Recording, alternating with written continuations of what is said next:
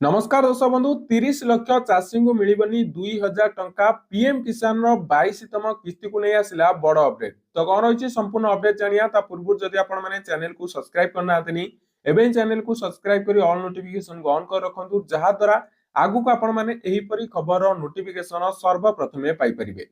तबे प्रधानमंत्री किसान सम्मान निधि योजनार 22तम किस्ती अपेक्षा थिबा लक्ष लक्ष चाषी पई आसीची बड़ खबर। सद्यतम सूचना अनुଯାयी सारा देश में 30 लाख रु अधिक चाषी बैंक अकाउंट ए पर्यंत आधार सहित लिंक होना फलस्वरूप सेमानकर परवर्ती किस्ती 2000 टंका विलंब हो पारे। जहाँकि मंत्रालय तथ्य अनुଯାयी 6 फेब्रुआरी 2026 सुधा 30,18,361 चाषी अकाउंट आधार सहित लिंक होता जना पड़ी।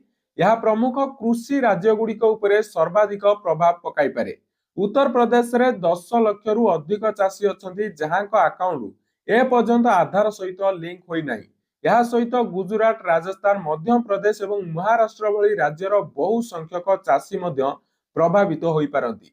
सिक्किम, गोवा एवं चंडीगढ़ भली छोट राज्य एवं केंद्र शासित अंचल गुड़िकरे मध्य किछि चाषी तालिकार अछंती एवं सरकार स्पष्ट भाव में सूचना करिसंती जे जेउ चाषीक बैंक अकाउंट आधार सहित लिंक होई नाही सेमाने 22तम किस्ती पाइबारे असुविधार सम्मुखीन होई पारंती।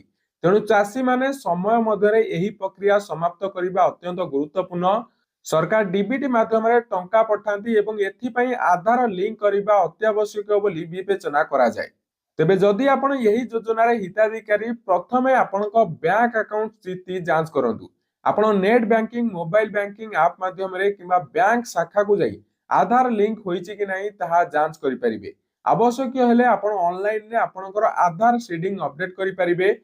जे माने ऑनलाइन सुविधा पाई परिबे नाही से माने सीधा सड़क बैंक शाखा को जाई सेमानकर आधार कार्ड एवं पासबुक दाखल करी एवं एक फॉर्म पूरण करी लिंक प्रक्रिया समाप्त करि परिबे। किछि बैंक एटीएम किबा एसएमएस सेवा माध्यम रे प्रदान करूचंती एवं सांप्रतिक अपडेट अनुसार प्रधानमंत्री मोदी नवेम्बर 19 2025 रे योजना रे 21तम किस्ती सफलतार सह जारी करिथिले।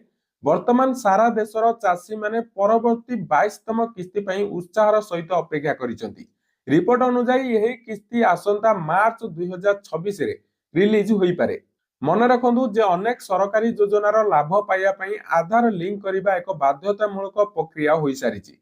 लिंक संपूर्ण हेबा परे आपण आपनक बैंक रु एसएमएस किबा ईमेल माध्यम रे एक सूचना पाइबे। जदि आपण यही सूचना को ठीक समय रे अपडेट करंती तेबे आपनका अकाउंट रे आगामी किस्ती 2000 टंका बिना कोनोसी बाधा रे जमा होई परिबो।